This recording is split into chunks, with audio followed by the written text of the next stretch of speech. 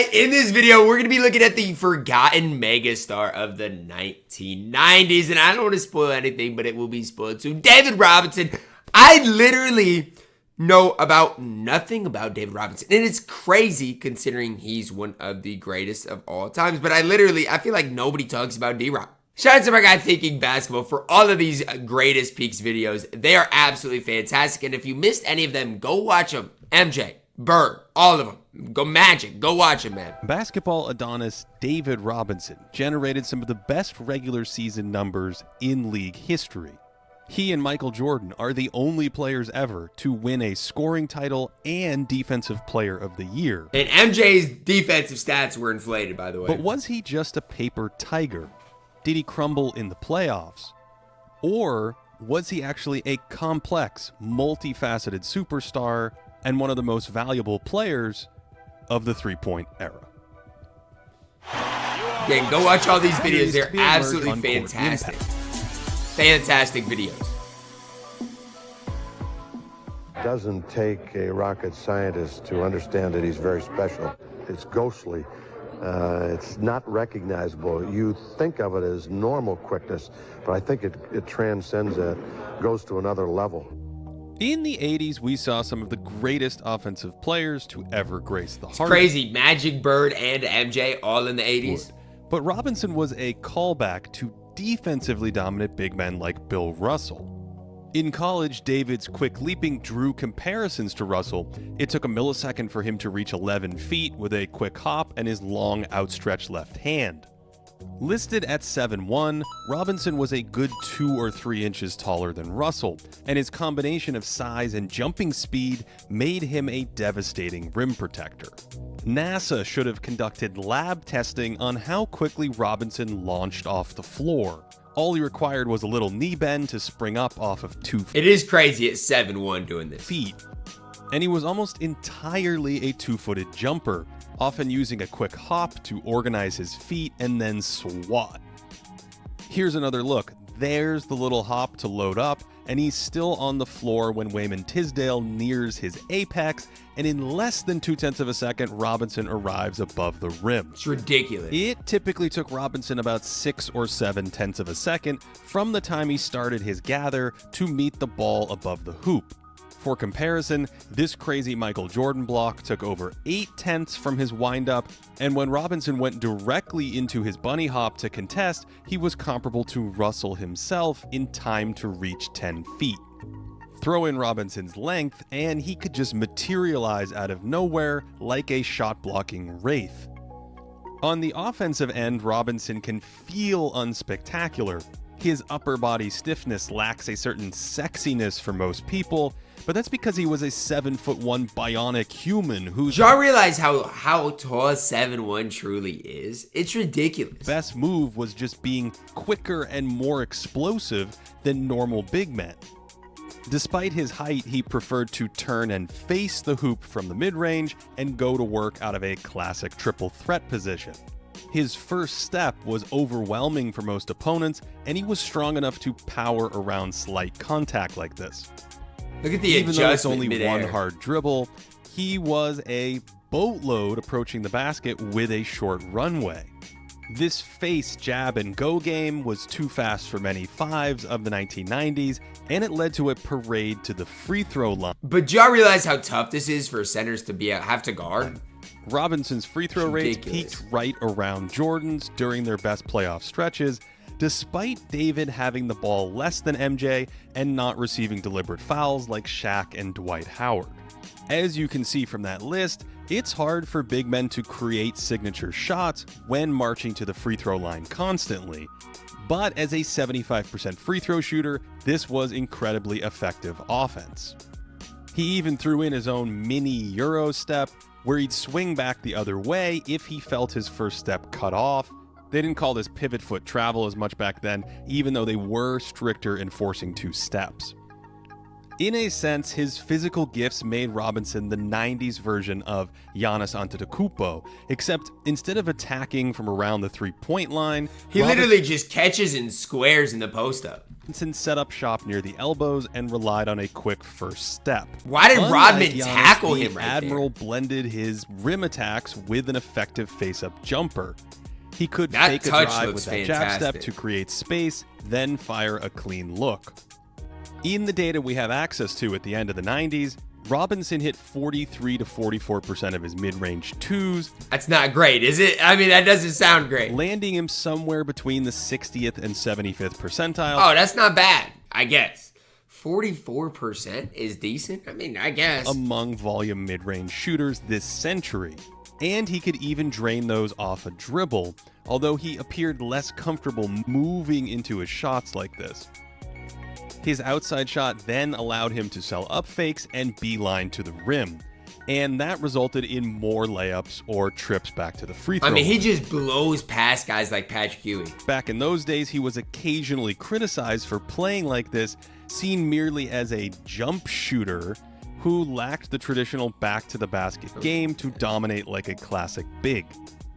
But remember, back-to-the-basket offense isn't incredibly effective unto itself. Kareem was basically the only big man to spearhead great offenses for the first 35 or 40 years of the shot clock, and he did so next to elite guards. Besides, Robinson did have a solid low post game too. But even like his build doesn't look like he's that much of a back-to-the-basket type of player. advantages allowed him He's to just not. power into certain opponents, and once again, that pressure led to quality looks at the rim or more free throws. He also had a nice little fadeaway to his left shoulder, That's and a he could tough flow shot. into this quickly, and his size and high release often generated a really clean look. By 1995, this shot was fairly polished, and he used it quite a bit against smaller defenders who gave him problems like Karl Malone. Malone's bodybuilding strength and quick feet prevented Robinson from blasting by him, and he could hold deep position against David and disrupt his setups despite Malone is giving up 4 massive. inches or so. Agility and strength were an antidote to Robinson's first step, and once a drive was walled up, he could target the ball with that patented slapdown move, and in today's jargon, he would be an admiral stopper. In general, bigs who were fairly strong and could move their feet well slowed Robinson down by taking away the quickness advantage he held over so many traditional centers of the 90s. David could occasionally turn back to that. It sounds like, and I'm not comparing Cat to D-Rod, but it's like if you put that 4 on him, like a PJ Washington type player, might give him some trouble. shoulder, but this was a tougher shot for him. He doesn't rotate that quickly, and so squaring his shoulders to the hoop takes an extra, sometimes awkward beat. Against weaker defensive teams of his era, Robinson was less likely to encounter matchups like this, but his scoring took a major haircut against stronger defensive And teams he shot who were way more worse. likely to have versatile big men. That 6% drop in efficiency is on the large side for modern superstars, That's a lot. and in the regular season, Robinson was able to juice his scoring numbers a bit more than a typical star player by picking on weaker teams, which meant that his peak regular season numbers overstated how effective his scoring arsenal was in a playoff setting. Now, this is still good scoring. It's good, but the shooting ain't that great. just not great scoring. The Admiral even threw in a little spin move occasionally, but this was also stiffer than versions from other superstars at the time, like Hakeem Olajuwon. Even Robinson's really impressive shots, like this turn over Olajuwon, didn't leave the same mark as Hakeem's crazy That go in? It looked like it didn't go high in. difficult fadeaways. And this aesthetic gap helped create the impression that Olajuwon dominated Robinson and was light years ahead of him as a player. But that narrative misses a critical part of the story and overlooks Robinson's actual value on a high-level team. Defensively, right? Dennis, you're just a little bit too tight, man. You need to loosen up. Over the top, man. Be an individual. So what do you want me to do? Well, you can start by eating your pizza the wrong way. Crust first. After a number of near wins, Robinson finally grabbed an MVP trophy in 1995 and led the Spurs to the Western Finals, where he ran into a buzzsaw. Robinson was tasked with guarding Hakeem, often without any help. I ain't gonna lie, Hakeem While he defended him tough. fairly well on most possessions, a heads-up battle with Hakeem was a bad matchup for the Admiral. Olajuwon had some monster games in their regular season meetings, and Hakeem's quickness could take away Robinson's first step, while on the other end, Robinson couldn't really take away his dream-shaking and wild shot-making. Robinson was a really good man defender. He used his length to contest shots well, and he was able to hold his own against the powerful brutes of that era, grappling with a young Shaquille O'Neal here before his quickness wins out for the steal. Shaq looking Even though boxed. he wasn't great moving laterally, he was long and springy enough to recover, but he was susceptible to up fakes, and at times he could be a little too quick off his feet, which showed in a number of different defensive scenarios, especially near the hoop. He gotta stay down, man. Jumping like this fed into Hakeem's hands as a ball-faking Houdini, throwing his dream shakes into Robinson and setting him up for memorable scoring highlights. So tough. Combine Olajuwon's tough shot making and his own natural quickness, and it makes for a lopsided game of one-on-one. But that's the thing about Robinson. He's a good one-on-one player, but he's a 5-on-5 star. His off-ball game was just as, if not more important than his isolation scoring. His face-up jumper made him a viable catch-and-shoot finisher in the mid-range, but more importantly, it made him a pick-and-pop weapon. This wasn't the spread pick-and-roll that is so popular today, but the Spurs His ran jumper looks pretty decent, honestly. plenty of ball screens inside the three-point arc, where Robinson could pop to open space and knock down positive value shots. By 1994, this shot was pretty dialed in for David, and he could even turn it into an up fake and go in these situations. His athletic gifts also made him a natural finisher around the basket. This play against the Rockets shows just how easy he could make it look, catching the ball 10 feet away and casually gliding by a fleet of defenders without a dribble. Good finish. His athleticism made him a weapon in transition as well, where he used his straight line speed to outrun slower, burlier Who did he just put in the rim? centers of his time.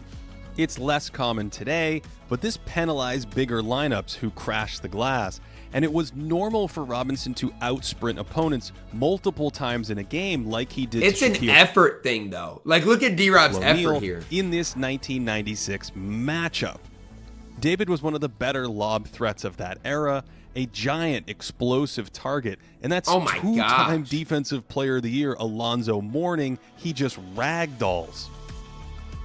I do think he was a touch more fluid flowing into these in his first few seasons, but lobs were certainly part of his offensive package in those peak years.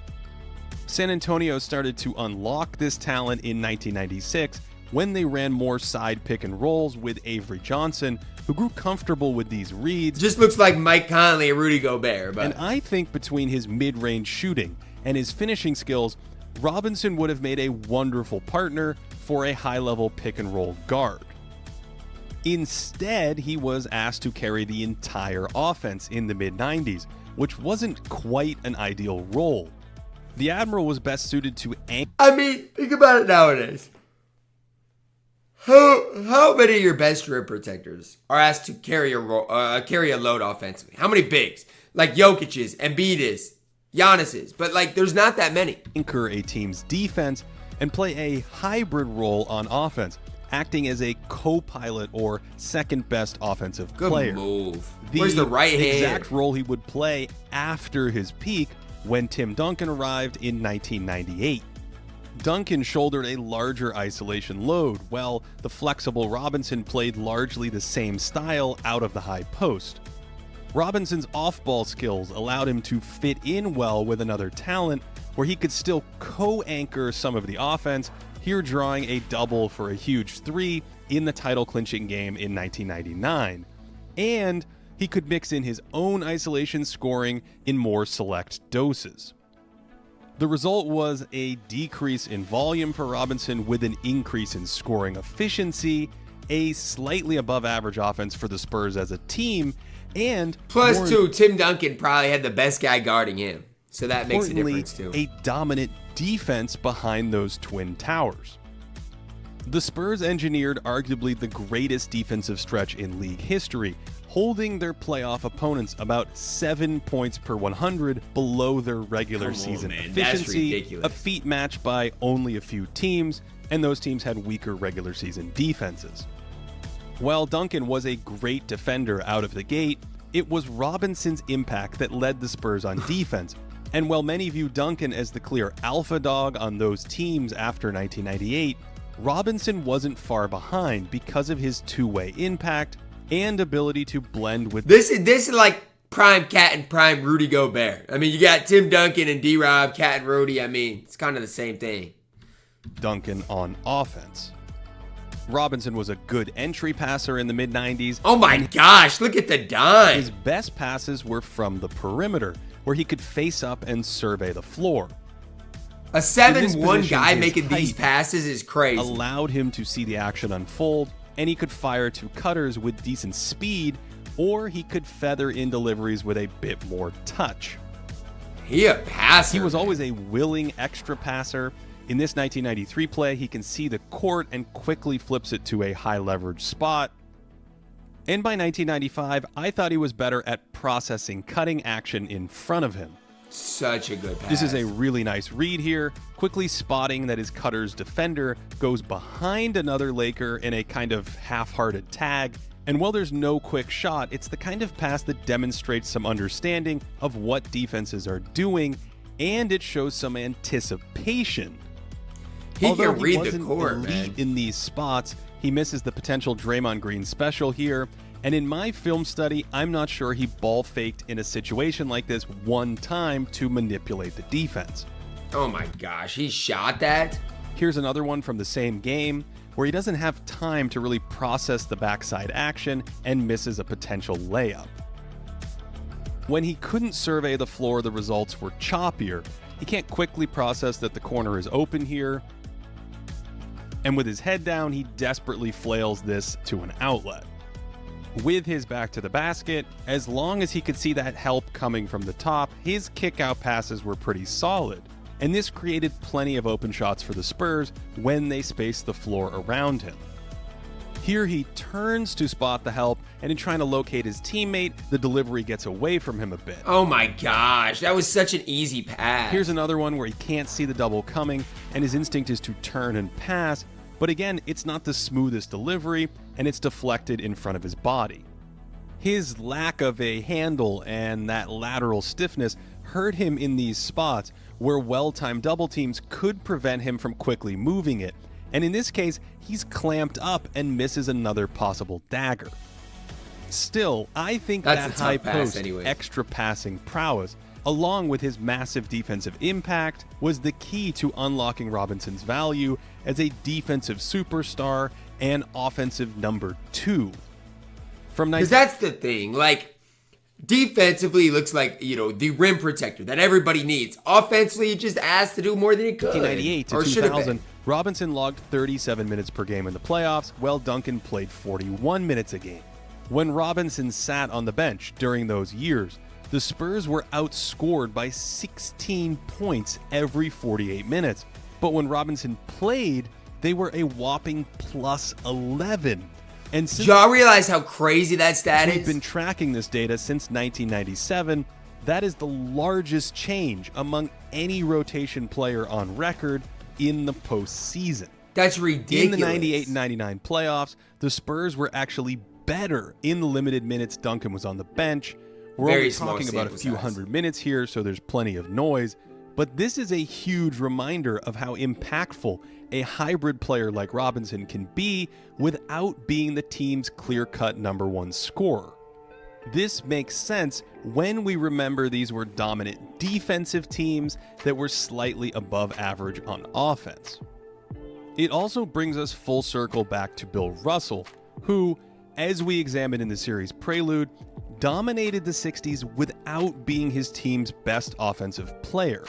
I wonder what Robinson's career would have looked like with another offensive star next to him, and furthermore, how would we view him if he was the one who joined a 32-year-old Duncan in 1998 and propelled the Spurs over the top, launching the Popovich era? Facts, right? Like, imagine if it wasn't Duncan joining D-Rob and D-Rob joining Duncan. Robinson was clearly a better offensive player than Russell, although despite that incredible speed off the floor and his considerable defensive impact, he wasn't entirely on Russ's level at that end.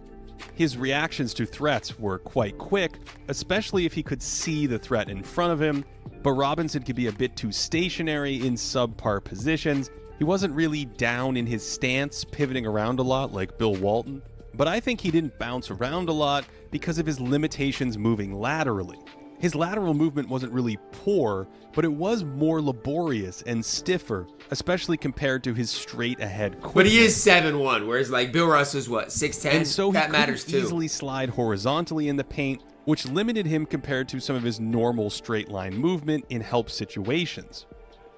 Just like we saw in his passing game, he wasn't great at mapping the court that he couldn't see, and sometimes that allowed breakdowns behind his field of vision. Scottie Pippen is fantastic. Pick and roll also wasn't a huge part of the game then, but Robinson's horizontal movement meant this wasn't really a defensive strength for him, and in general, he tried to avoid stretching to the perimeter.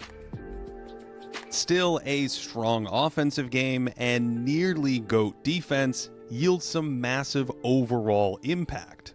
We have regular season plus-minus data going back to 1994, and on a per-game basis, Robinson looks like one of the best regular season players we've ever seen. Look at that. The plus-minus stats for D-Rob are it. Using our historical box score estimates, his playoff value during these peak seasons looks good, but not quite what we'd expect for a top 10 candidate. However, the Admiral moves up a rank when we use his numbers from 1998, and we know when we add in plus-minus data for those years, he looked like a titan.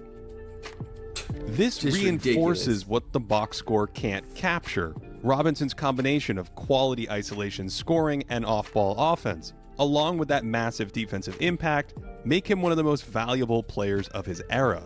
And again, the defensive side of things is where D-Rob's is His best. two-way skill set scales well on a variety of championship rosters, and as a result, there aren't 5 centers since the ABA merger who I think have peaked higher than David Robinson. Since the merger, okay. That's crazy. Shaq, Jokic, maybe not 5. I don't know. Y'all can let me know. I just think D-Rob maybe he's a different center, different type of center. But, I mean, look, defensively, obviously was so elite, especially at the rim. Shout out to my man. I don't think D-Rob was necessarily a GOAT or a top 5 player of all time, but I do think he had a lot of value, especially on the defensive end of the court. Drop a like on the video, guys. Subscribe if you're new. As always, man, I love you guys. Have a blessed day.